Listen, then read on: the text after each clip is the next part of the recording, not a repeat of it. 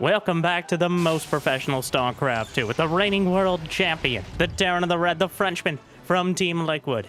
It's Clam, facing off against arguably the best Protoss player in the world in the blue, the mysterious MaxPax. A best-of-7 Terran versus Protoss showdown, where you can expect high-intensity aggression, bleeding-edge micro, world-class strategies, and smooth segues into begging you to smash that like button. And maybe even subscribe. Help me counter the algorithm. And Jimmy, what are we at? 1,600 likes on this video, on this cast, and I'll cast another one. And I'll probably do it anyway, so I don't know what else I'd do with my life. But thank you for watching. Hopefully, you've had a good day so far, and hopefully it's about to get just a little bit better. And I certainly hope you're not lactose intolerant, because MaxPax has a pylon on the other side of the map, and that's not just for scouting. It looks like a variation of the MaxPax build. Alright, that's stretching it a little bit. MaxPax is, I'll just slap a gateway wherever I want, and what are you going to do to stop me sort of strategy has evolved somewhat. MaxPax has become the best, bar none, macro Protoss in the world. Yes, we're including Hero and his Forrest Gumpian school of Protoss shenanigans in that category. But he knows, against Clem, that you can't play the same card every game. Alright, you gotta have a whole deck, and ideally as many jokers as you can. And here, a gateway on the other side of the map. The Reaper just heading home. I think going to combine with the Hellions to take out the Adept. He's not looking for this. This is well masked. There's already a Nexus on the way at the normal. Early timing. He's not honestly, I don't think he suspects this at all. It's just aggression. Now Clem is playing it safe. He's got a command center in the main. Ooh. Hiding in the fog. Going to shade away. Actually shading forward. Threatening the Hellions. Trying to manipulate the shields as well. Will he complete the shade? The grenade bounces both back. Trying to get one off to the side. Hellion fires off another shot of fire. But 3 Stalkers are warping in.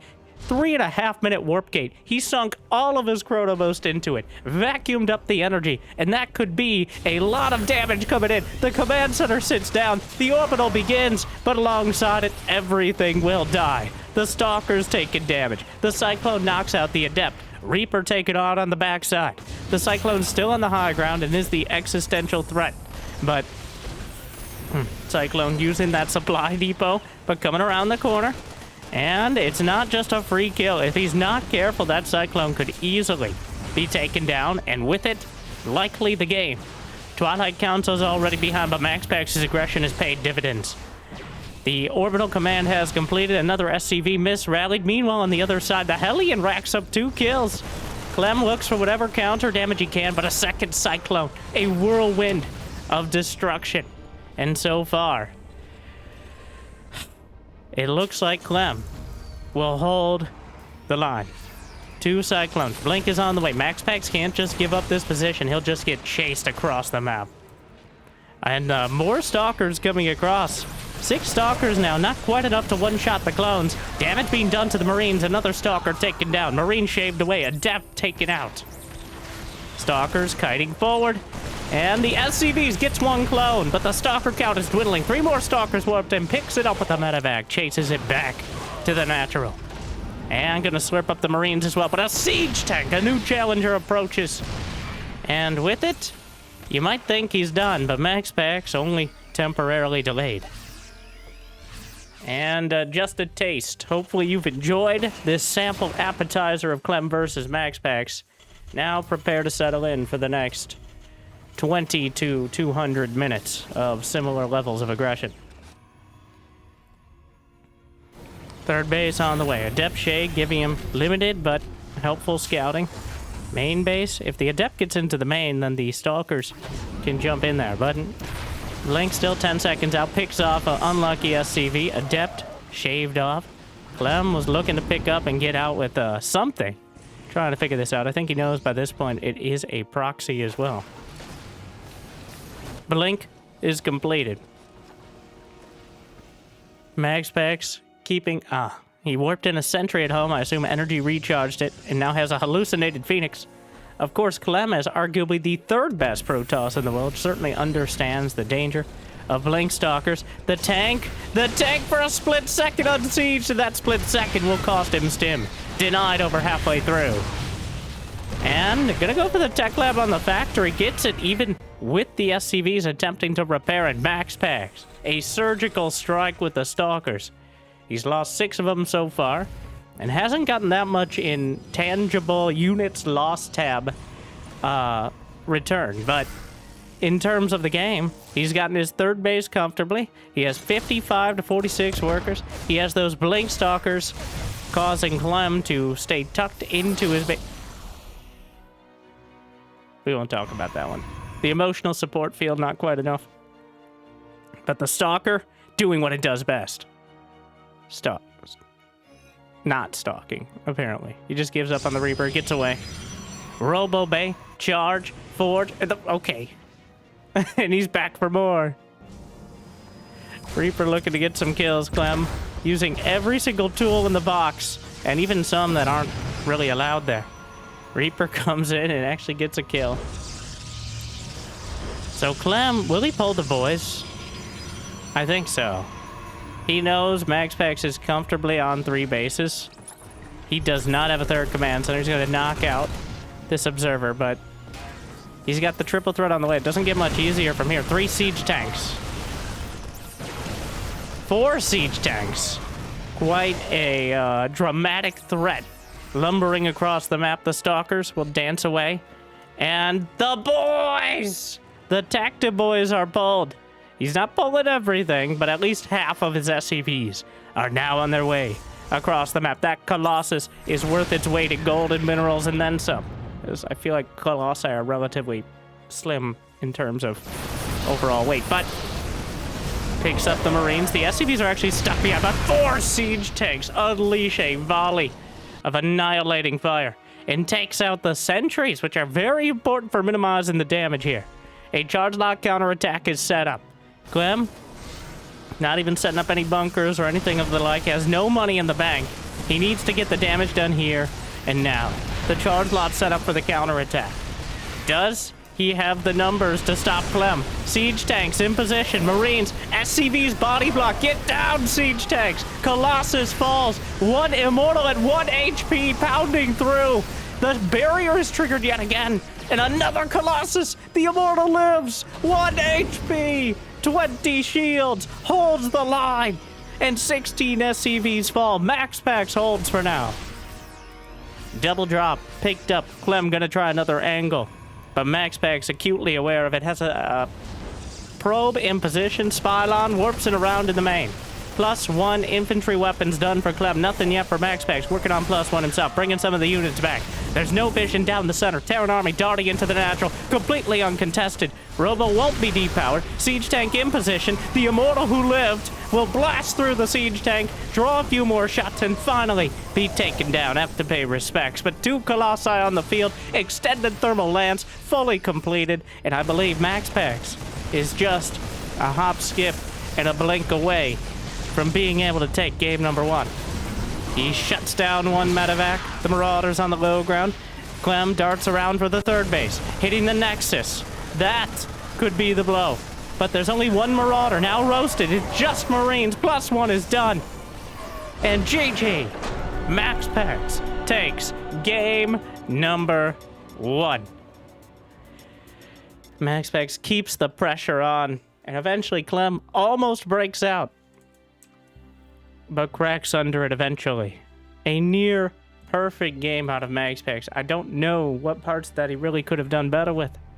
He never overcommitted. He lost a few Stalkers, but he kept Clem exactly where he wanted him. Bottled up in his base until he could get the unit composition to deal with the inevitable counterattack.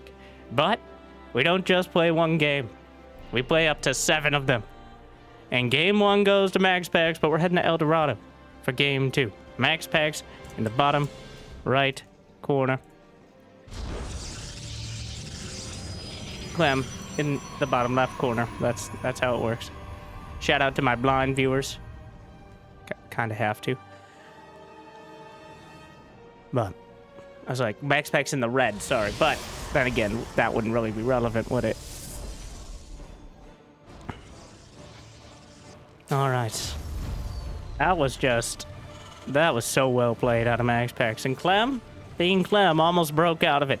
That siege tank push was deadly. The one immortal may have made the difference. Its name put to the test. And coming out with flying colors.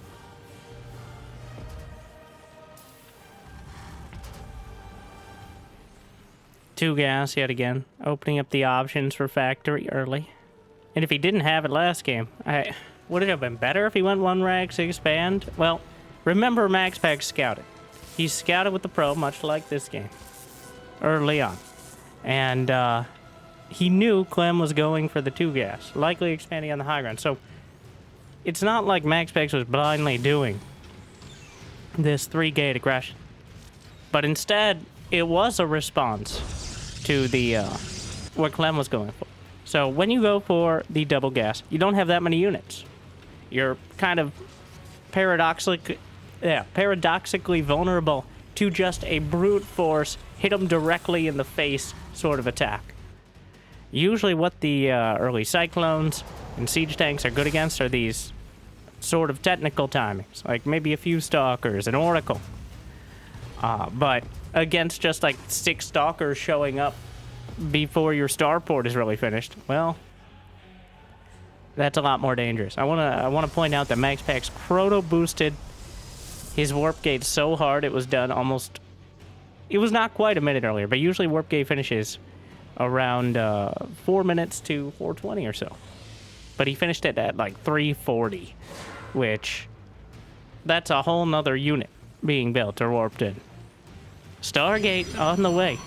And if all the maps to do at this close air distance, this much more likely air travel to the southern part of the map is so key. Though, of course, the risk-reward of Stargate is much higher. Ooh, the Adept actually wanders and takes some hits. An Adept can beat a Hellion in 1v1, but the Hellion never fights fair. Bringing some of his friends along. Adept only takes a few points of hull damage. Or, I'm just going to go with hull damage because it gets the point across, even though it sounds weird. Shields are just emotional damage. Or you could just say shields. It's clearly shields. It says shields. Moving on. Phoenix on the way. And the Adepts dancing. Trying to get some pickups and scouts simultaneously. The Shades are finicky creatures, but allow you a lot of leeway. Widow Mind drop. Gonna yank everything else in. Now he's really playing with fire here. In the literal sense. He picks it all up and abandons his natural. This is a bold move. We'll see if it works out for him. You may get 1 Adept with the Hellion here. He's sending the SCV down. Phoenix spots this, but are there enough units to actually do with it? It's Clem's turn to turn it around. The Widowmine will burrow, but he takes out the medevac. Has a shield battery to help with this. Picks up the mine. Not you. Not you. They can go, but not you. Probes are pulled. Gonna help take out the mine. Picks it up again. But the Marines, the stutter step, impeccable. Kills 5 of the probes and will be taken out in turn. So, deflected, dealt with, mitigated, but still damage done. Clem, well, he lost everything. He lost the medevac, he lost the mine, he lost all the Marines. So, and now he's lost map control, in a sense, but if he had finished his command center on time, I think I could call it advantage for Clem. But the command center was delayed by like 30 seconds. Look at the worker count, 37 to 28. And the Phoenixes are constantly threatening. He'll probably pick off a few more SCVs throughout. Now the Hellion denies the 3rd base. Gets another probe for his trouble. Robotics facility is on the way. It's going to be Mech Protoss. Mech Toss here. With how many gates? Just 2. Enough to fill in underneath the gateway units underfoot of the Phoenix Colossus. It's an old build, but it certainly checks out.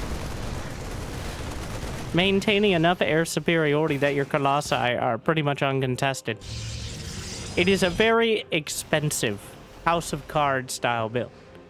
If any part of it is even slightly destabilized, it just crumbles. You do not have enough gateway units to fight the Bio Army without Colossi. You do not have enough gateway units to cover the Colossi from Vikings. You need the Phoenixes in order to deny drops, because you can't afford to split your units. The advantages are you can deny drops. You can shut down Vikings. You do have this sort of, like, theoretically perfect unit composition. But no plan survives contact with the Frenchmen. It has been true, historically and modernly.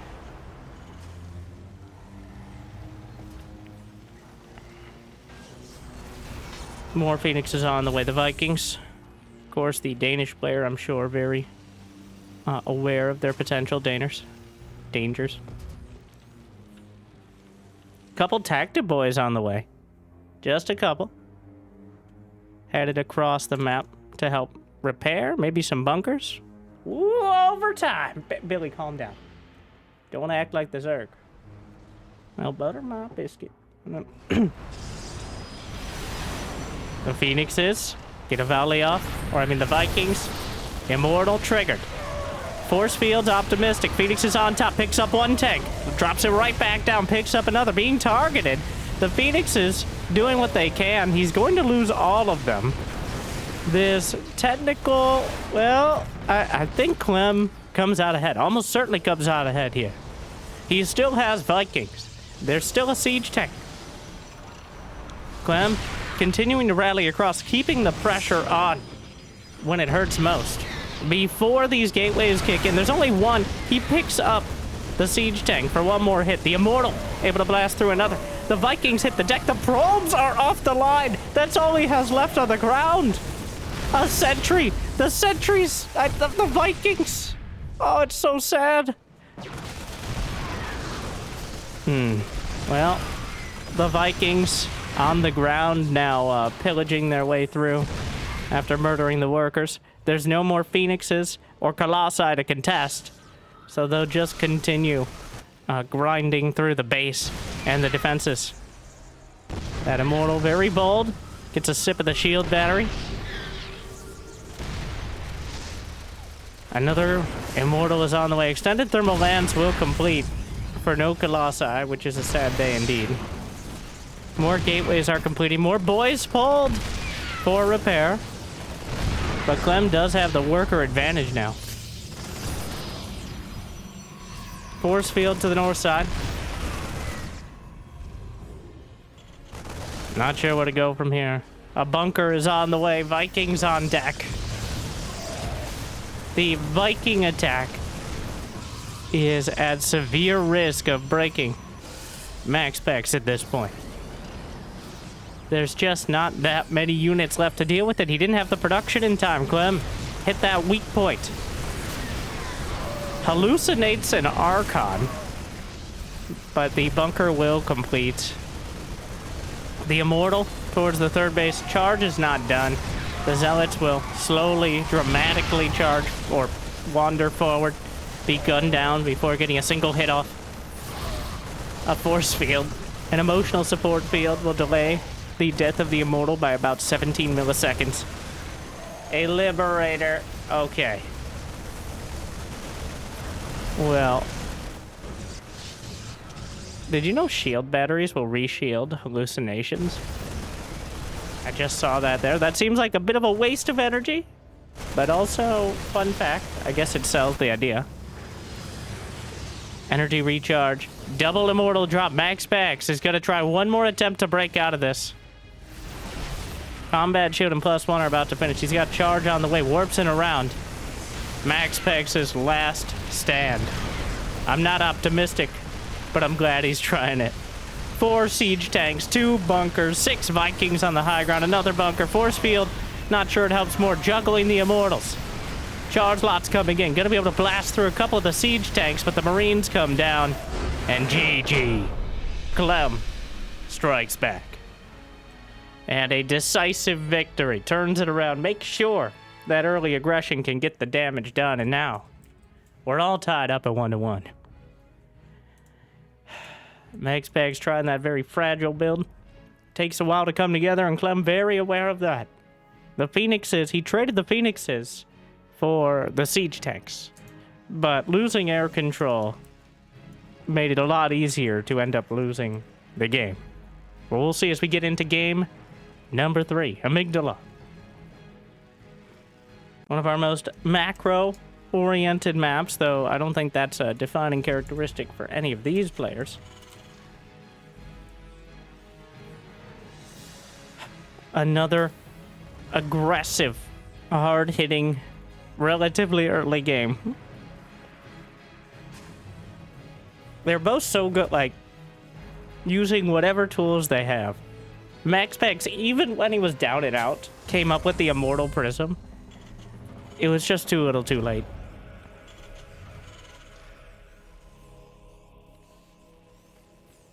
Clem is so dangerous at all stages with all units. He makes it look unfair on occasion. Intimidating on even more frequent occasion. And I notice he's going with the, even on this, the most longest of rush distance maps, he's going with the double gas. He's not going to go one racks expand or even flirt with the idea of command center first. Let's not be ridiculous. He wants his tech as soon as possible. He wants options.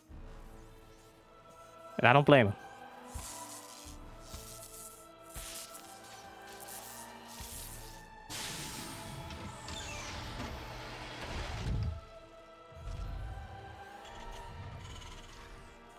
Reaper. On the way. Yeah, I'll be interested to see if we get any one rags expands. It's all about maintaining that early pressure. Things break so easy. The Protoss and Terran armies are so dangerous to each other. Almost every unit composition from the start of the game to the finish can turn the tide in a split second. All right. Part of what makes it so exciting and so dramatic is also the reason that a significant portion of you are watching instead of playing. Like and subscribe. But it's always impressive to watch these two especially. I don't think you get really... It's different than like Clem versus Cyril or Cyril versus MaxPax. Cyril is a strategic player. He has a game plan, like he has specifics, obviously. There's tactics in every strategy. But these are tactical players. Because no strategy necessarily survives past the first few units. It's about the individual or small amount of unit interactions. The micro interactions, if you would. Somebody should come up with a term for that. 2 Reapers for Clem. Just mixing it up a bit. Did he go for a reactor? No. Well, reactor after building 2 Reapers. And the probes are pulled, trying to make sure the Reapers can't micro as easily, but... He's gonna rack up 3. Oh, Citizen's Arrest! Blocks him out, the Stalker knocks him out. 3 probe kills. Meanwhile, the Adept will get a taste of the reactor. Metaphorical, of course, as you know, Protoss do not have mouths. Also, it'd be gross either way.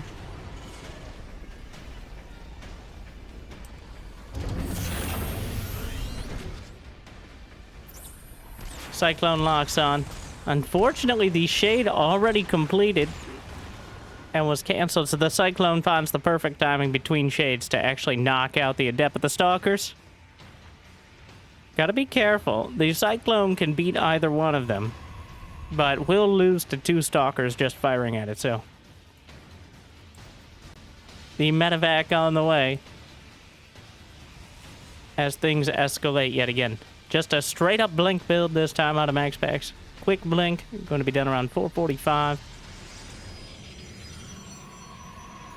3rd Nexus is on the way. We'll be spotting effectively for this. Gets into the main. Gonna be a Cyclone. He knows blink is likely not done, but there's enough Stalkers. Trying to make things difficult. Blink being chrono boosted. Some damage on the medevac. Every point counts because it'll make it easier to potentially blink and one-shot it later. Medevacs, at least this patch, can't repair themselves. The bulwark in the main. Something to just kind of stiff arm the stalkers out of the way. It's not made to like a hard wall anything, but just make it so the stalkers have to eat another siege tank shot or two if they want to commit to getting the damage done.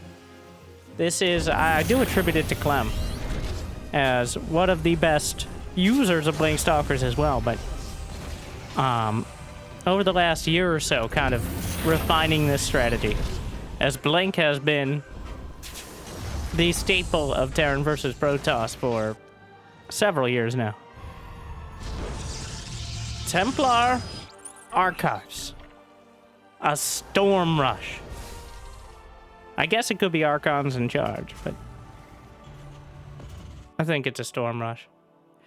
One of those strategies that it's even more brittle than the Phoenix Colossus.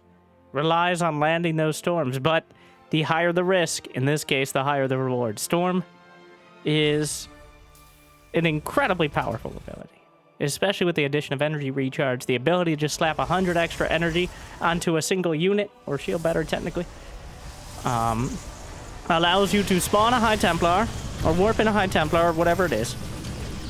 Slap 100 energy and 150. Storm Call is 75. And my numbers are correct. That's 2 storms. Now, Zerg players are very well aware of this. The reason it's not as good against Terran, usually, is 1, ghosts exist. Usually, ghosts are not available that early in the game. So, that's an advantage. But also, medevacs exist, which are definitely available.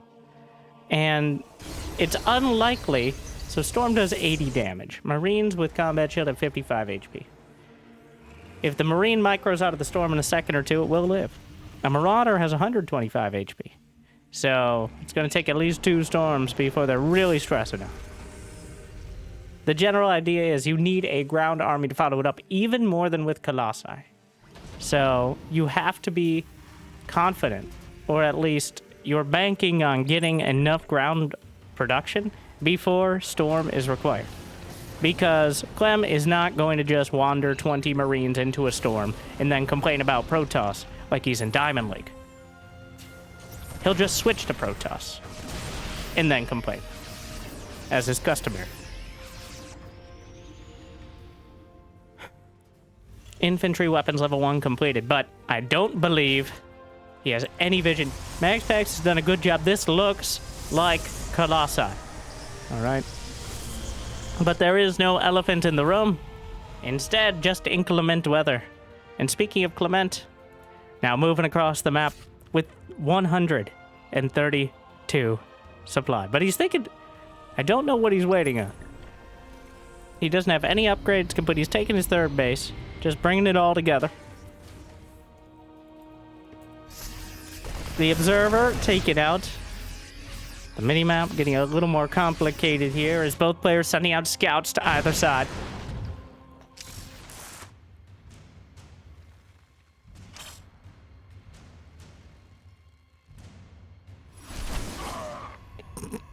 A Marine very dead. Like it's an important scout. Is that a mine drop? Indeed! MaxPax with a quick reaction. I still can't believe it took us literally 10 years of Widow Mines before we got the little indicators. I advocated for this since like 2014. We finally got there. I think it's a lot better now. And it makes sense from a spectator and player perspective. But I digress. Storm's incoming. That one Viking. You know, the Archon existing and that War Prism being there, I think Clem knows. He's even only got the Marauders in front. It's going to be hard to break. Here come the charge lots, though. War Prism gliding in, storms over the front line. He's got 2 of them across the board. Yanks the Templar back in, pops him out for another storm, and he evaporates the front line. The Marines are routed, and a great defense out of MaxPax will keep his 4th base intact. A single Widow Mine in the main. Blinks out of the way. MaxPax on top of it. And right now, Clem maintains a supply lead, but it isn't nearly as dramatic as it was. MaxPax keeps his 4th base alive without losing a critical mass of his army. He still has the Prism. In fact, he still has most of the Templar. An absolutely impeccable defense out of MaxPax when he needed it most. And now, it's anyone's game. Clem's early aggression shut down. but he still has plenty of units to play defense. The Templar are moving up. Some of the charge lots dragging the army out of position. Here comes Clem back with the double drop as well. MaxPax down the center, looking to engage. Templar in position. Lands a storm. Marauders wade through. Vikings trying to knock out the prism. Don't get it. Trying to warp it again in a precarious position, but the Viking is heading the other way. EMP from the first ghost. 2 more popping out. Sentry taken down. Another EMP on the back line, but the autumn colors for the Marines and Marauders. Templar wading forward, taken down. Another Templar, full energy, taken down by the flank. And MaxPax's army is getting strung out. The Bile Ball is coming together, and Clam has put together a top-tier defense. Just like Clem on the other side, MaxPax getting strung out and flounders a bit. Ends up not only not breaking through, but potentially losing a critical mass of units. Has some Templar back at home. He has a lot of economy. He's looking at 10 gateways right now, and he has Colossi in production. Another helpful part of this is that the Marines and Marauders are so badly bruised from the storms and the stims that they're not healed up. I'm not feeling confident moving forward. He's just feeling confident moving out and taking a 4th base potentially. It's in production right now. +2 ground weapons on the way for MaxPax. Clem is just now getting an armory. He got the 2nd engineering bay in the main. An Archon drop, but a missile turret came up literally the second the War Prism was coming in. Oh, he goes for it, but the Prism just lost motivation. Taken down. Archon taken out by SCVs with some help, but still. And Clem has opened up a 40 supply lead.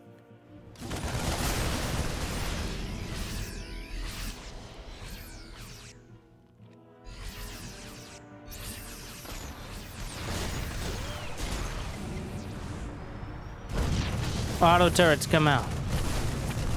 Do some damage at the natural.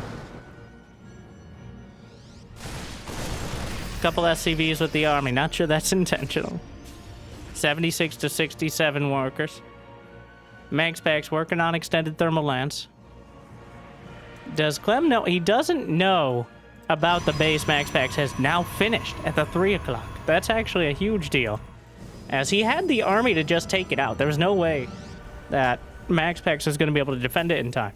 And it's still unlikely, but it's spotted now. You see the Raven move back, and Clem clearly moving in. There's not enough energy for a recall on that Nexus. The army is spotted.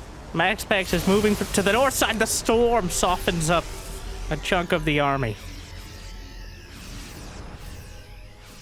Meanwhile, the dance continues across the map. Some Widow Mines at the Watchtower will get some real damage. Clem's main army through the center. MaxPax kind of split between 2 sides. A probe out in the center looking for all this. Knowledge is power. And MaxPax knows the map is dark and full of Terrans. Another storm. Snipe. Pops the high... interrupts it with feedback. No! That's mean! Looking for more stuff. Oh! Exploderates a ghost from the inside out with a feedback. Trying to deal with... He stacks up, though, the EMPs across the board, but not on the Templar. Most importantly, behind this, there's a fusion core on the way for Clem. Working his way up to that tier 3 tech. +3 ground weapons on the way for MaxPax. Has +1 armor complete. Down goes a cannon. The only defense for the probes on the eastern flank. A drop is picked up. A couple Marines left behind. MaxPax has to warp in some defense. He's only got 10 gateways at the moment, which is actually a bit low considering he's at over 3,000 minerals per minute. MaxPax holding out in the center. 8 probes dead. Replace them easily. Liberator's now in production. Eviscerates the surviving Marines. Coming through the rocks. MaxPax is now maxed out. He's ready to pack his bags and show up on Clem's doorstep. Auto turrets coming in. He knocked out any static defense. Snipes. Don't know if he had any high Templar there. Medevac taken out on the way out. 14 probes dead. MaxPax rebounding. And that's awkward. A recall of 4 Stalkers is not quite enough here. Will be gunned down immediately. Takes out one of the medevacs. Clem keeping the pressure on. The multitasking is ridiculous at the moment. Clem just across the board. Constantly, the drop to the north, getting real damage done. 17 probes, EMP on the Nexus, softens it up, takes it down. MaxPax scrambling to defend, but he's now supply blocked at 178 over 164. Oh no. The precipice of disaster for the Danish Protoss, as Clem has outmaneuvered him left and right, while MaxPax remained throughout the center. Ground weapons level 3 completed. MaxPax at the best upgrades he's going to get for a while. The force field on the pervert pillar, so no overlords can watch. What the hell? EMPs volleyed out. The Vikings overhead. The Colossi in a precarious position. Blinks to the side, deals with it. Ooh, a bit of a choke point. Clem stacking up his units, but now the Colossi will tumble. The Vikings will take them all down. The Warp Prism forced into retreat, and again, MaxPax just breaks upon Clem's defense. And I don't know how much more he has back at home.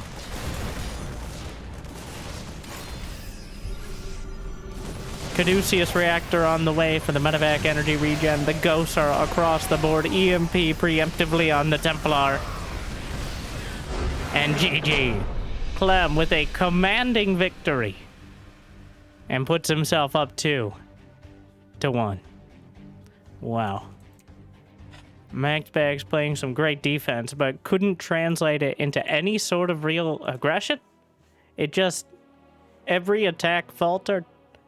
That's the struggle with Storm as well, as when they're playing defense, usually they have some more area to retreat to, rather than attacking where there's a clear objective.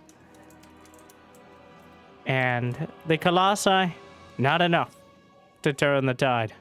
As we go into game number 4 on Ultra Love.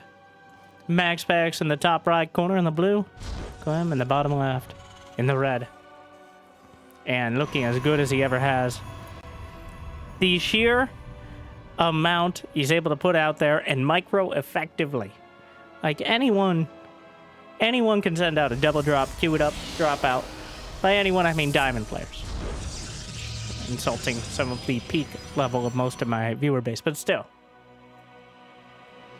But Clem, the difference between sending out a drop, queuing it up, and dropping it out, and actually microing that drop, maximizing the damage, while also sending out another drop and attacking down the center while macroing, there's a difference.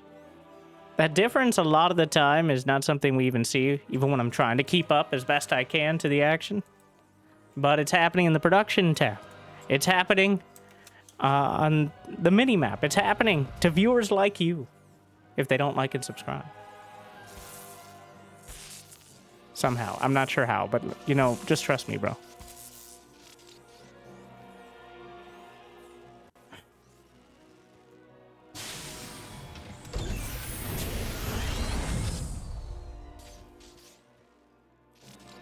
Probe. Harried on the way out. There's a conspicuous SCV. It's like a Hellion drop starport rush or something. It is a 1 Rax expand out of Clam. But, much like MaxPax in Game 1, he adds a little bit of spice to it. It looks like a 1 Rax expand. And it is. But there's a factory across the map.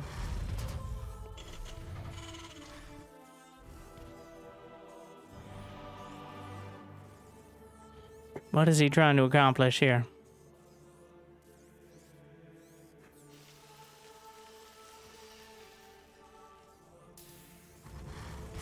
I have no idea. Is he gonna walk in when he's setting it up? He doesn't want a tech lab. Oh, there's a zealot. Hello. Bob, too angry. Trying to deny. Oh, he gets one SCV. Ah, he gets the other one. Oh no. Oh, this is bad. Oh, he just had to cut the rib. That's 100%. And the zealot just standing at the depot so the adept can get in. He doesn't shut the door. The adept. Bob dies, but oh no. And he's gonna see a severe lack of anything else in the main base. He doesn't actually end up getting that last SCV kill, but MaxPax... Oh, and another Adept the Command Center! Oh no! It's a disaster! Clem, with his cheeky proxy factory build, and MaxPax calling his bluff here. That bunker just needs, like I said, just cut the ribbon.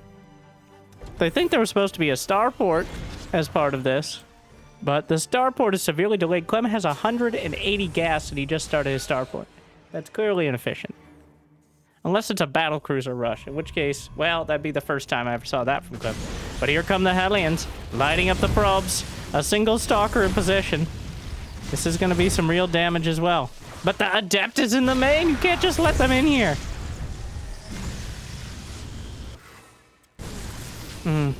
Terran's having bad experiences with illegal aliens yet again.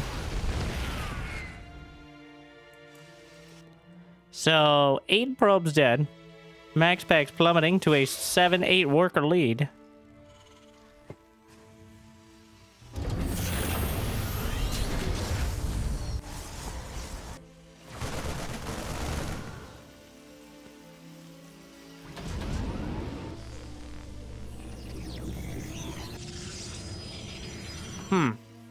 Well, this is odd. All that, it was just proxy Hellion aggression? I don't think that's what he wanted. I think he wanted a proxy starport as well. Or at least to get a starport in a much more timely fashion. But MaxPax undercut everything with a Zealot and then an Adept. And now is in a strong position to get some damage done with Blink. Because when the factory is spending a full minute floating back across the map, you don't get siege tanks nearly as quickly. Alright, I worked that out myself. But we'll see if the evidence bears it out. As Blink is already done. Oh, it's bad.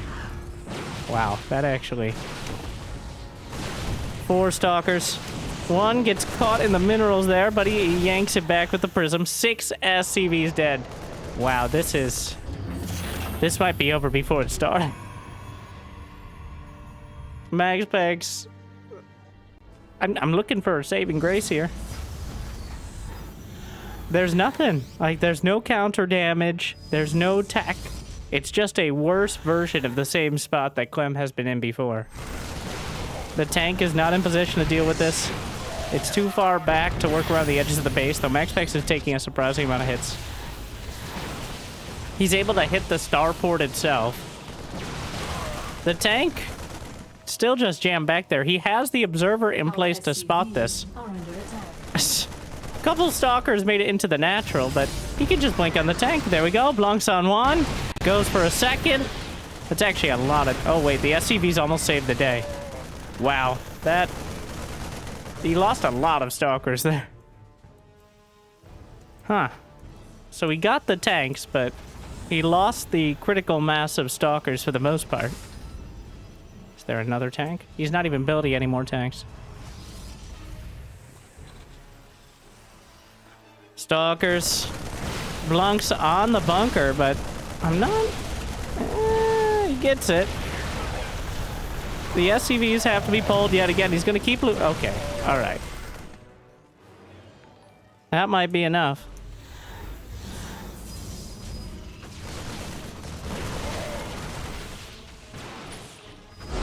GG. And just like that, MaxPax executes Clem with yet another strong early pressure.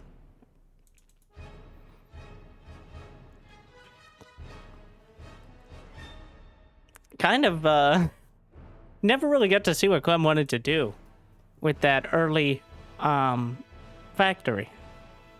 I'm not convinced that just building a couple of Hellions was the extent of his strategy. But we're all tied up at 2-2. The equalizer. MaxPax again with some decisive early aggression. Able to turn it into a very quick victory.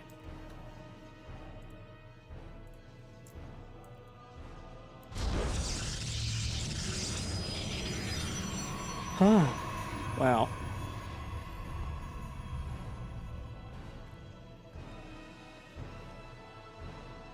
I'm not sure what we get. Like, it's impossible to predict. Because that, MaxPax just decided, so he saw it was a 1-rax expand. That was all the information he had. And he's like, you're taking an expansion, I'm going to make life difficult for you. And sends the Zealot out. I don't think he was expecting to both kill 2 SCVs, delay the bunker, and the command center. Any 2 of those would have been good. All 4? That's... I think if that was a ladder game, Clem would have quit right there. Just from past experience.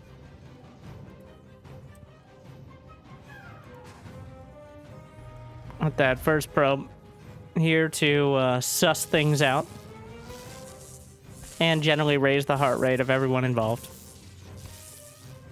Occasionally gets a kill, which is highly embarrassing. All right.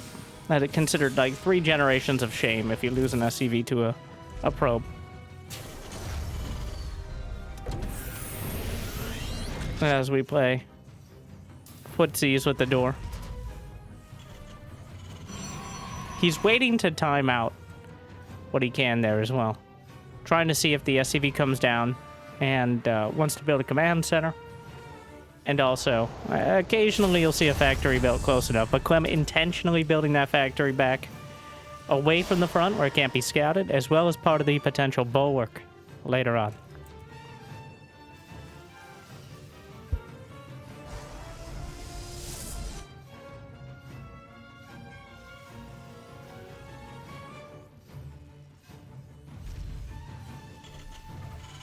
Command center on the way. Only 3 total in gas, which actually is more efficient than putting 3 in 1 gas. Fun fact, it seems it's a little bit dependent on the actual pixels, but like exactly the amount of travel time between the gas geyser, which is somewhat slightly inconsistent. But the 3rd worker in gas mines like 2/3 as much as the first 2. It's kind of the same rationale for workers on minerals, where after 2 workers, the 3rd worker is going to be waiting around a little while. It's not quite as inefficient as it is on minerals, but it is. You will get more gas income with 2 workers in 1 gas and 1 in another than you will with 3 in 1, is the summary. So, but the reason to take those 2 gas geysers earlier is because he was mining with 3 in gas in order to get his tech out. So he already has the refineries. All right, you can't salvage those yet.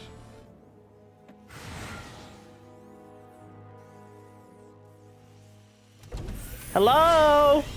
Border control.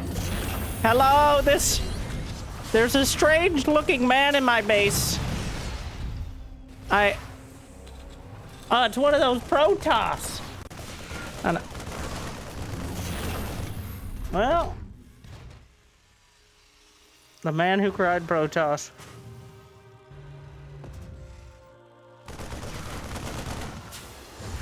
Two SCVs dead and a full scout with the Adept. I called that a win. Did he I don't know if he actually delayed the command center much, but... Huh. They just keep getting in. Stalkers bounced around. Another Stalker in the main. The Reapers will not respect it.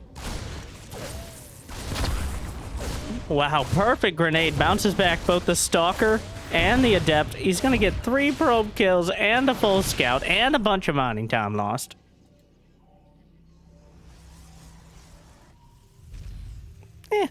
Income clearly bouncing back towards Clem as he takes his second base.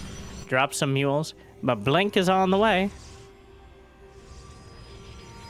A badly bruised Hellion in position to scout. Raven heading out.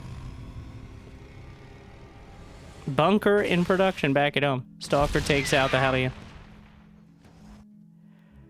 Raven heading around. I'm always surprised at how consistent the Raven is as the harass tool. I guess it's because it's so little risk for relatively high reward. Like, the Raven, you can get in, slap down a couple baby turrets, and run away. You don't have to stick around to stare at the probes till they get murdered. But it feels weird that the Raven is such a staple of it. A beautiful bulwark in the main. Gets a bit greedy with this one. Wow, but he gets turrets on either side. It pays off. 5 probe kills. as well as damaging a Stalker. The rest of the probes ran all the way out, giving Clam a massive, if temporary, income boost. Bit of market manipulation there. Very Terran move.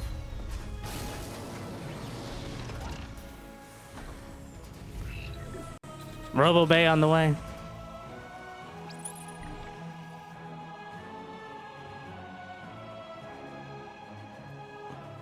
The lava.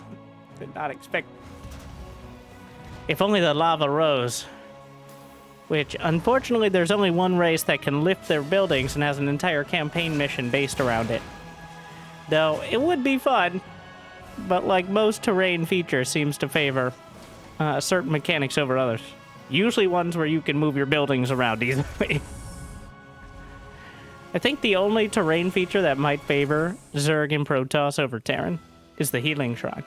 Since Terrans can pretty much heal and repair everything they own, and Zerg and Protoss very simply can't or cannot efficiently, makes healing shrines an interesting.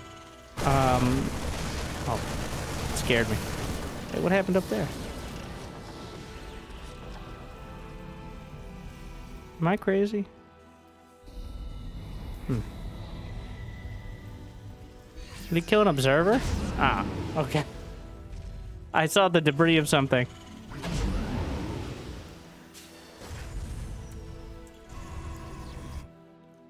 Double drop heading north. Completely unscouted. MaxPax has just been holding out to... Oh, he's going for the pincer. But the hallucinated Phoenix spots it. Will we be able to escape? He knows it's coming. He might be able to fight into it, but the Stalkers slip away. Sends out the double drop to try to pincer the Blink Stalkers. He pushes out, Stalkers blink back, and then he smashes them. But MaxPax, in all his wisdom, in all his glory, scouted it beforehand. The hallucinated Phoenix is making it very hard for Clem to slip by, even after he takes out the observers.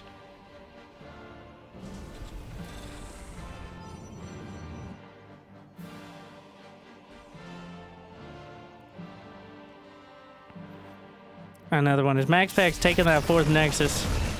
Be very nice to hold on to. Supplies are pretty even, which is a good sign for MaxPax in this sort of scenario. But the Stalkers on the low ground, siege tanks. Now who's flanking who? +1 ground weapons completed. If MaxPax is going to try to hold, now would be the time. There's enough energy for an anti-armor missile or a couple auto turrets. He drops it down. MaxPax not confident he's going to be able to hold this. Meanwhile, the Blink Stalkers intercept 2 medevacs with siege tanks on the way out. What a snipe. Who got pincered now? Whoa, what a huge play out of MaxPax. Getting the siege tank. He can't even know that's what just happened, but the benefits are clear.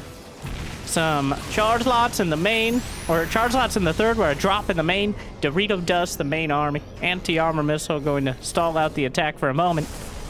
You see, I never understand the architectural design of Protoss against Terran when half of your army is melee warriors and their entire army is a bunch of dudes with drugs and guns who stand behind each other in a line and fire you down, somehow not through each other.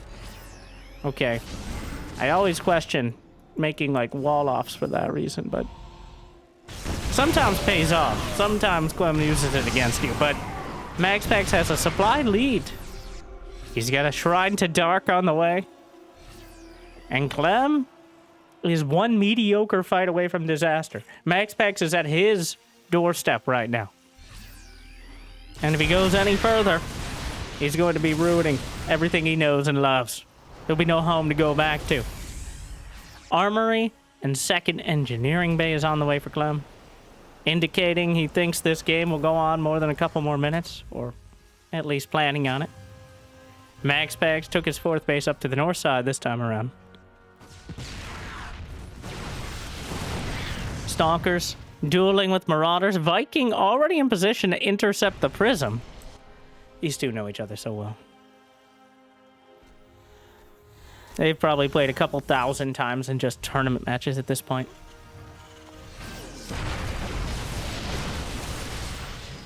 The real war being fought that we could probably just commentate that the whole time is the war for vision. Like, constantly having Spylons, an Adept out in the corner, Widow Mines out as forward scouts, Viking off to the edge, just constantly dueling for vision across the map. As having even a half-second jump on the fight might be enough to turn it in your favor. The Stalkers blink away. That's a lot of Marauders. But the Medivacs are low on energy, and some of the army is low on health. A DT slipping by. Think he spotted it. He sees both of them. He's in a weird position. Another DT must not have the energy to deal with it. Quarantines it with the depots. But splitting off the Dark Templar is already splitting the army. 4 Colossi bearing down on the front line. 6 SCVs already dead to the Dark Templar. Another Prism. Is this 2 Prism? No, he just sharked around. 11 SCVs dead and counting. More charge lots coming in. Going to be able to... Just gets knocked out. Outflanked by a missile turret, but... Clem dealing with the Dark Templar, but now the double Ds of destruction are on the table. Disruptors and DTs. And right now, Clem is struggling just to heal his army up past half HP. The Medivacs are completely drained of energy. He's building Vikings because he must. But what's back here? We saw an anti-armor missile from a dying Raven. Nevermore, says MaxPax. But the duel continues. The Stalkers coming up, trying not to get caught. Concussive shells is of course done. 2-2 is on the way for Clam. 3-1 for MaxPax in production. Still a long way off. Both sides maxed out. But MaxPax has the initiative. Burning through. So many of those Marauders already bruised. In the danger zone to getting one shot by the Raptors. Building 2 at a time. DT Blink is on the way. And the Vikings over the top, unleashing a volley. The Colossi taking a lot of damage so far, but the Stalkers are picking them off one by one. Down goes 1 Colossus. 2-2 now completed. Clem reaching maximum strength right now. He has +1 ship weapons as well. I wonder if he intended to build +2 mech weapons. He only has 1 siege tank. I think that's a mistake. I think he misclicked +2 ship weapons for some reason. But ship weapons are far preferable, especially when you're not even building. His factory's in the air right now. There's no way he meant to do that. +2 ship weapons is obviously great for Vikings and even better for Liberators. So, we'll see. If the game goes on long enough, that might be a serious regret. But first, he has to defend this attack. The Disruptor's in position. Once you... Ooh. Eats a couple on the nose. Meanwhile, charge lots on top of the bunker. It will be repaired in time. Another Raptor shot. Direct hit on the Marauders. But the Gateway army is crumbling. The Vikings over the top. Fadeaway shot. Parts the Red Sea. And another Colossus. Another Raptor from the side. Dodged out. The Raptors are coming off cooldown, but the Colossi are going to the unit's lost tab. Another shot. Dodges back. The duel continues. The charge lots broke through the natural, though. The reinforcement should be enough to take him out, but this will undercut Clem's momentum dramatically. A dozen, 14, 15 SCVs. Critical damage. He's dropping to that 50 mark, which is still enough. But he's going to need the mule stimulus.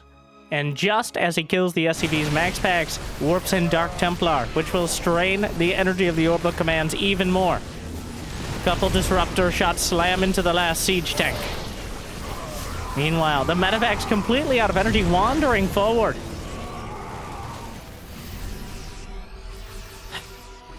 He's keeping him so busy. The Marines and Marauders just strained by stimming. There's an observer right there spotting all this. The DT slipping by, Blake's into the corner.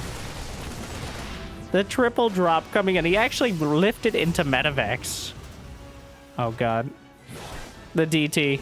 He's just playing for scans now. Takes out the missile turret. Eviscerates a couple bio units. More charge lots coming in. The main army coming behind. Clem out of position, not realizing the level of commitment. Disruptor shots catches him on the intercept. Another volley, but the flank! Whoa! The disruptors are all caught, but Clem! Clem is hit, so MaxPax hit him at the natural. The main army coming in there. The disruptors catch him on the flank. The medevacs dropped out. He gets the big hits down the center, and then it's an orbital command with no defenses whatsoever, and Clem taps it out. MaxPax will be going to match point.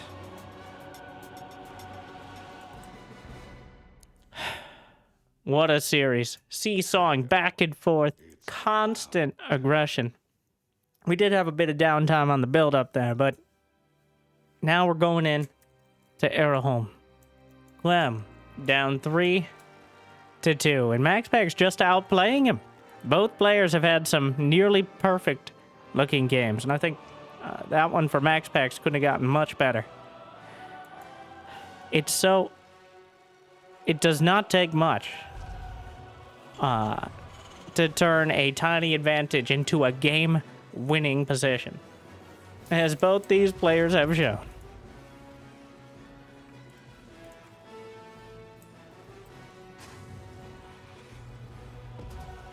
Exhausting.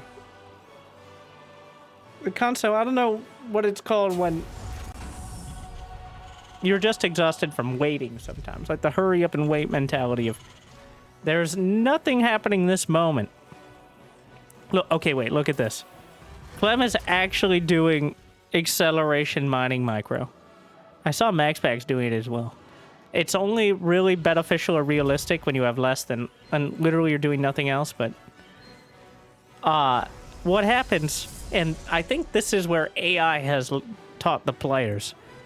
Technically, when an SCV mines, or any worker mines, it slows down very slightly when it gets to the mineral patch. So, especially when you only have one worker on a patch. So, what you do is you queue up a move command right up into the face of the mineral patch, and then right-click on it. Which cuts down on that literally fraction of a second of deceleration. This is irrelevant once you get... This is effectively irrelevant once you get more than one worker on a patch, because the other worker is mining and speeding things up even a little bit is not going to have any benefit. But when you have less than that, you can get, and I'm talking like a single-digit % faster. Low single, like a 3% faster, but it technically works.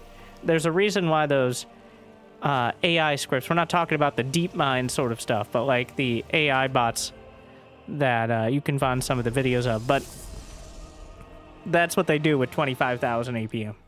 All right, they're just mining micro on those workers because they can technically multitask, unlike humans, who just do their best simulations at it. And that simulation is named Clam.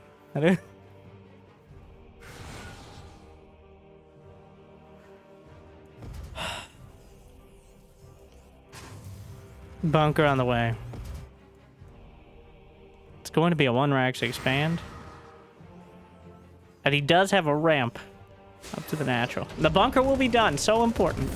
So the work of the probe to soften up the SCVs is not just to annoy the Terran, but if you get even one tap on the shoulder, one laser tongue in your SCV ear,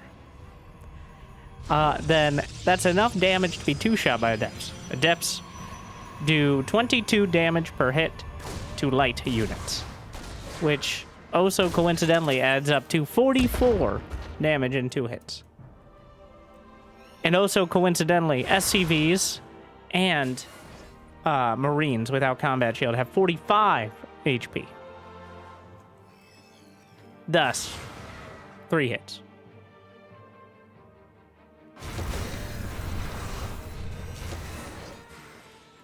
Unless you get a laser tongue. So. Reaper. Will it heal? Yes, and then he just tanks it, but Hellion gets by. Clearly the focus of Clem's efforts. Adept, though. And no kills.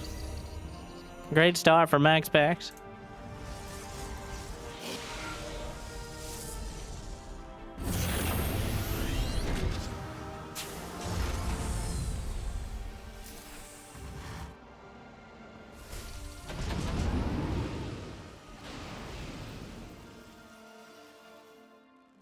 Marines working their way down.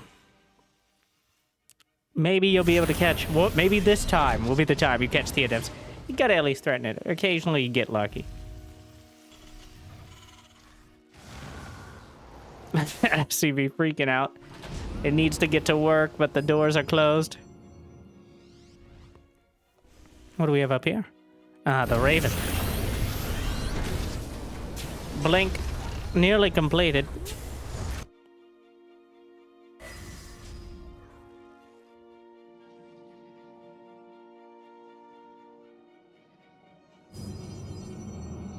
This is a big attack out of MaxPax, actually. A big commitment. He's got a third base on the way, but he's actually only 42 probes. Is he going to go for the bunker? It looks like it. Blunk's on top, trying to minimize the surface area by physically putting the stalkers there, but doesn't commit right off the bat, and now the bunker will hold.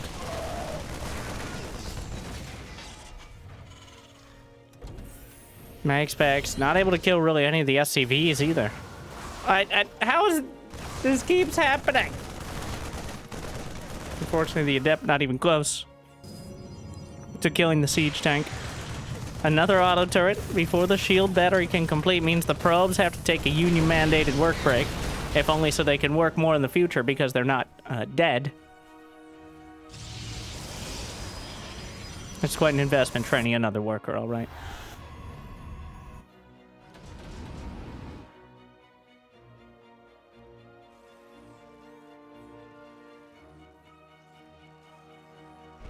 Stalkers make it around into the main. The chew toy depot, metaphorically of course, as Protoss can't chew anything, as they don't have mouths. And Clem, putting so little respect on these stalkers. Maybe he should have put a little more, but he moves around his production in the midst of the stalkers being in his base. Raven looking for an opportunity. Will spot a gateway explosion. As MaxPax adding on that level of production. Energy recharge on a sentry. And Stalkers boxing out the Raven, who's now caught, pushed into the corner. Being persecuted by those Stalkers. Robo Bay on the way. Charge, +1. For both sides.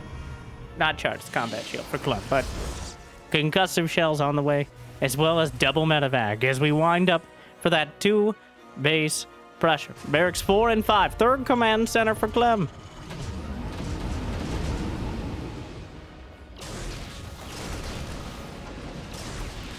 He's dropping... Okay, that was a little sad.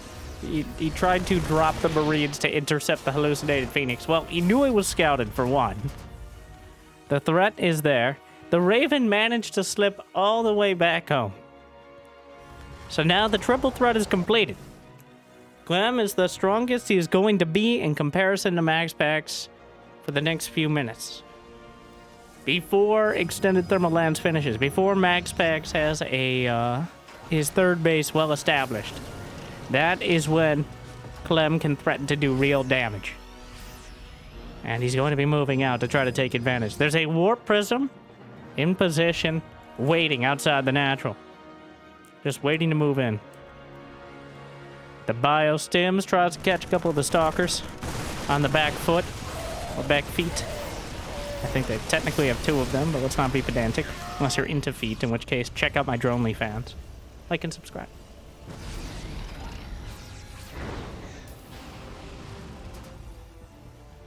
+1. Oh! From behind the Canyon of Destruction. The siege tanks obliterate several Stalkers. Clem slowly working his way forward, trying to use the terrain to his advantage. A relatively large map, but with a meandering set of choke points. Siege tank softened up. A few charge lots at the third, but a clutch of bio units and a few SCVs off to the side. Look like there'll be enough. The bunker, he can pop in there as well. Surprising he doesn't. He does. Meanwhile, the main army. Spotting for hallucinated Archon, but there's a Raven and a scan, so not going to be that impactful. The siege tanks helping to move forward and Clem. The attack begins. Marauders just blasting through the base. Extended Thermal Lance is complete, but MaxPax's 4th base is dead. pretty much on arrival. 68 to 53 workers in favor of MaxPax. But he doesn't have the army to pursue. That Warp Prism still building up. Zealot gets another SCV kill. Warp Prism has been bruised, but not broken. MaxPax now expanding along his side, taking that top left corner. Whereas Clem is still working his way up to 200 supply. Does he have an armory? No. No armory, no second engineering bay. And he hasn't been building really SCVs for a little while. There it is. So, acknowledging this game might go on a little bit longer. The Marauders and Marines just pounding.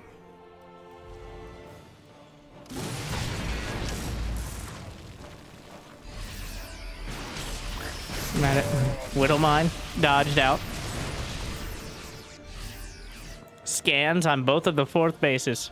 It's very important for Clem to know how much to commit to a target. He doesn't have much economy back at home.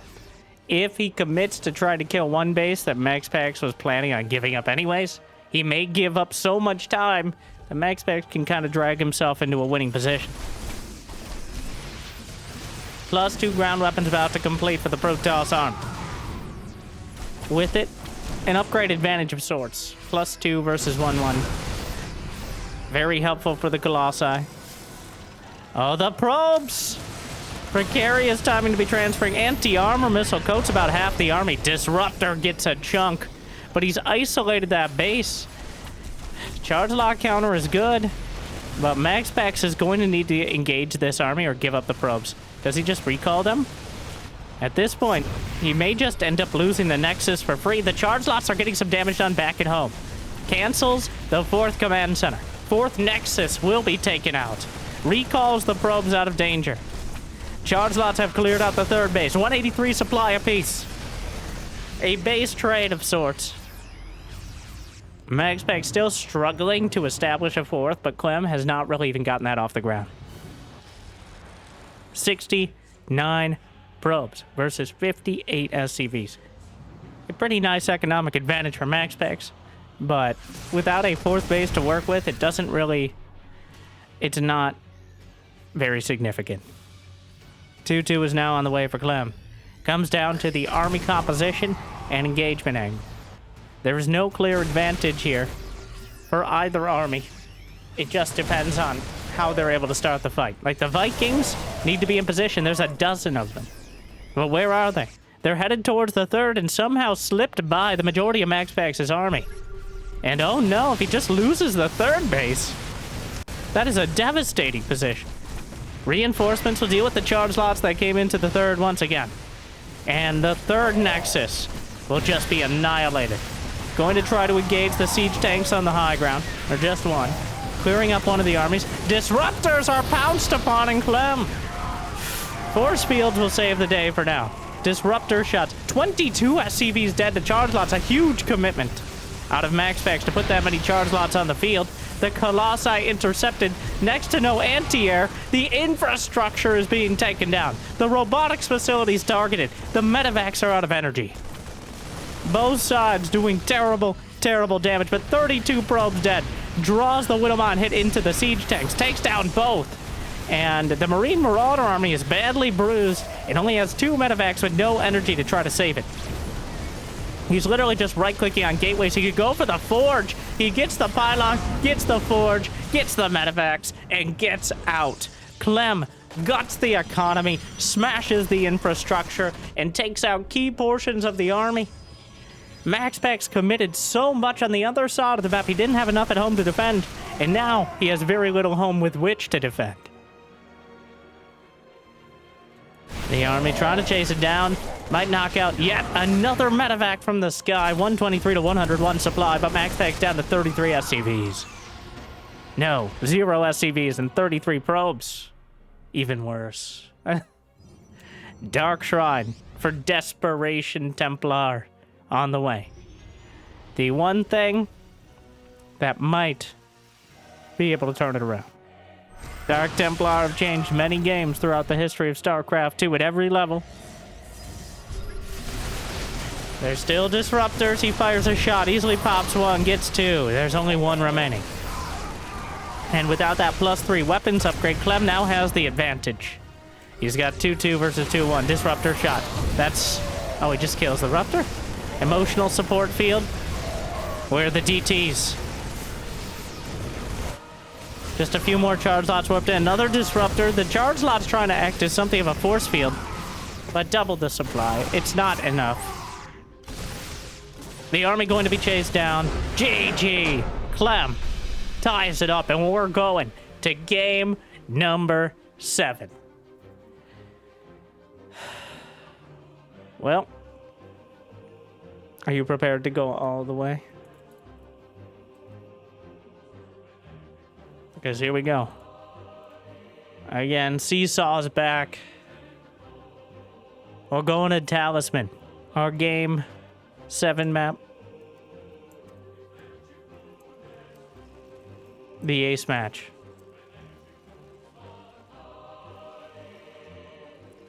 In the top right, the World Champion. And we'll have another chance to defend his title later this year. It's Team Liquid's Clam. Facing off against arguably the best Protoss player in the world. In the blue, the mysterious MaxPax. Thank you again to Pig for putting on this best of 7, this tournament. Big festival, one of the biggest tournaments of the year so far. Bringing all the top players together and having them play a whole bunch of games against one another, which I always appreciate. Make sure to check him out. Jimmy, links in the description, right? Jimmy! Sorry. Please like and subscribe so I can get real help. And interpret that however you'd like.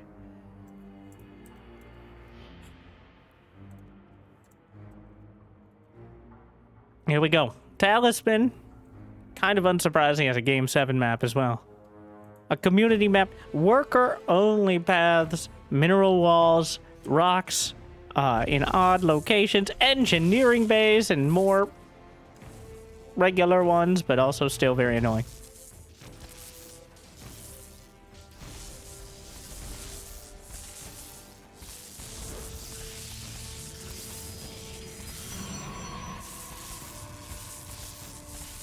Burning through. So there's so many different schools of thought of how to deal with the NG Bay block. You pretty much can't stop it from happening, as the NG Bay can pull the SCV can pull it out of its magical backpack and slap it down wherever it wants. But some players will pull probes like MaxPax did. Some players will just expand to other locations. Some players will decide to go all in.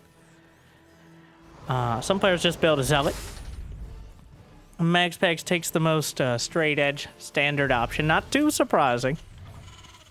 Remember, it's not hero. Very clearly.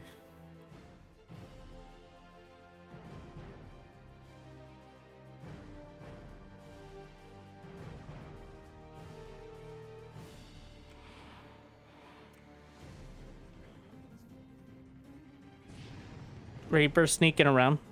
Where can the Reaper jump in? MaxPax is timing this out. He cancels the shade. Not quite. The reaction time is good enough from Clam to escape with the Reaper.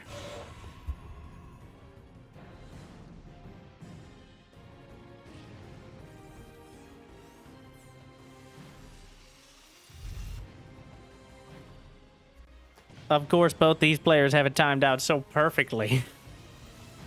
Again, with Clem being the arguably third best Protoss in the world. Only in Protoss versus Terran, because he discovered that it was easier to play Protoss against Terran than play TVT. Which, you know, as a commentator, gotta appreciate that, as well as mirror matchups, despite how many people might say, yeah, I'd love to watch them. The stats don't bear that out, unfortunately. Mirror matchups have always been the third rail for the best way to kill your YouTube channel in 2 videos flat. No matter how good the clickbait, no matter how dramatic the players, it's just not enough variety. And variety is the spice of life. And the spice must flow.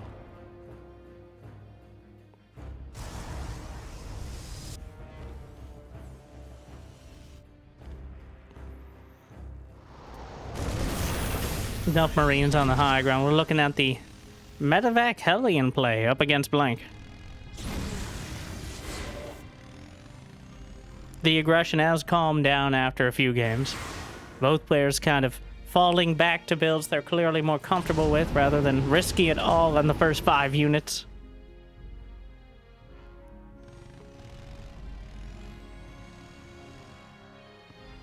Medevac is spotted, and now it's not about whether it's spotted. It's about what are you going to do about it? Okay, I said we're not going to risk it all in the first 5 units. And then MaxPax sees the Medevac and goes forward. Well, targeting the Marines. Blink still 12 seconds out. The Hellions get into the natural. Oh, no. The Hellions burninating across the countryside. 5 probes dead. The Marines mostly uncontested. He has to run the probes away in the main. Oh, MaxPax with some serious problems to start things off. Blink, not quick enough to chase things down. MaxPax loses 9 probes, and he doesn't get the Medevac, nor most of the Marines inside. This is actually a disastrous start. It isn't a game-ending one, but it wouldn't take much to turn into it. Clem with the well-executed 1-2 punch. The Stalker's not quite... He has to pull more probes. Oh, it's escalating. But the Blink Stalkers come in. The bunker's not done. Targets it down. We'll get the auto turret. The first bunker complete. But getting the first siege tank is the makings of a turnaround. He desperately needed that. The Medevac being targeted as he rotates around the Stalkers will eventually work through this. Really doesn't want to lose any more Stalkers. Going in towards the main base. Siege tank is in position. He's warping in more. And the Stalker will live.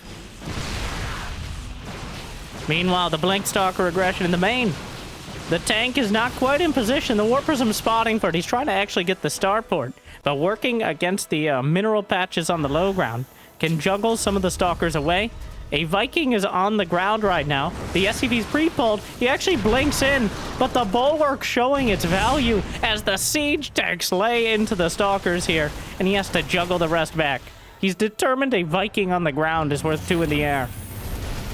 As they do that extra damage as well. Fires a pot shot at the unbuildable plates there.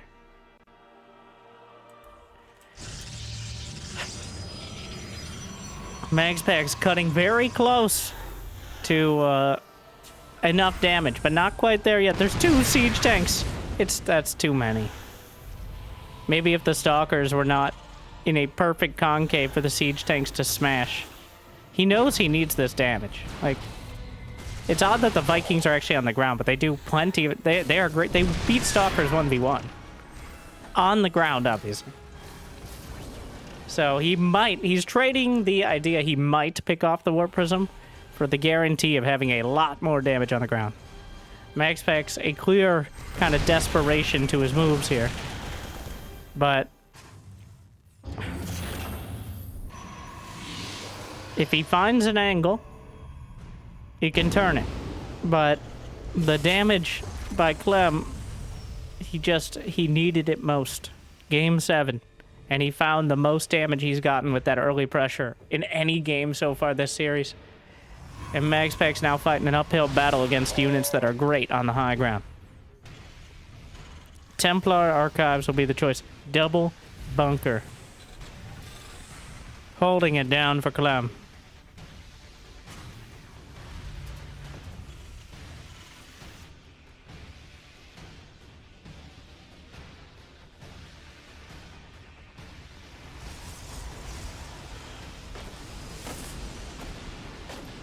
Marines dropping out. Just something to keep the pressure on without committing his army.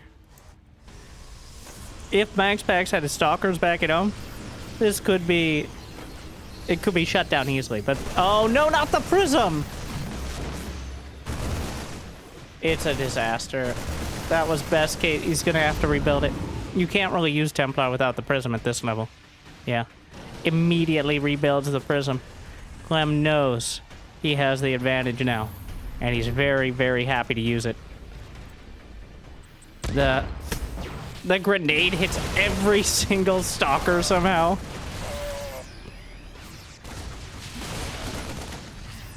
Concussive shells, combat shields. Storm is nearly completed. But he can't chrono boost it hard enough. I assume some of the Tactic Boys are coming along. No SCVs. A lot of confidence from Clem. He already has a 3rd command center landing. The worker count is even. Scan, spots the High Templar. 3 tanks already in position. 2 charge lock counter. Gonna slow things down. That's a big deal here. But the problem is the Terran army is so strung out. There's no location that storms are gonna be easily able to get the damage done. But here comes MaxPax. Trying to break in. Dodges with the Prism, but loses the Prism here. Takes out the Raven. Hallucinated Archons to tank damage. Guardian Shield. Oh, but Clem is just tearing through him. GG! A decisive victory for the World Champion. MaxPax with some moments of genius. But Clem with a symphony of destruction. He ends up with a 4-3 victory over his greatest nemesis. And this time around, MaxPax unable to keep it together for long enough to bring it home. Clem 4, MaxPax 3. And hopefully, it made your day just a little bit better. Another polarizing series between these two. And honestly, it's been a little while since we've seen them. Still at the tippy top level, but Clem is so dangerous. He makes it look impossible sometimes. With finding these opportunities that most other players, they just don't exist. They simply don't exist if you're not Clem. But he does it again. The kid. But thank you to Pig for putting on the Pigsty Festival. And if you got the means and motivation, it'd be awesome to check out Patreon or YouTube membership, though I hear liking and subscribing is still free. At least for now. And thank you to our mule tier patrons for bringing in the extra minerals. Big Jigador, Mario, random guy in the chat, and Suit. Glad you still enjoy, and I'll see you next time. Make sure autoplay is on the right video. Might I recommend, there's a video with a bunch of Ultralists on the thumbnail. I think it's most Ultralists I've ever seen. I had a ton of fun with that one. It may have been yesterday. All of this blends together for me, but I hope it makes your days a little bit better. Good luck, have fun. I'll see you next time. Stay chill.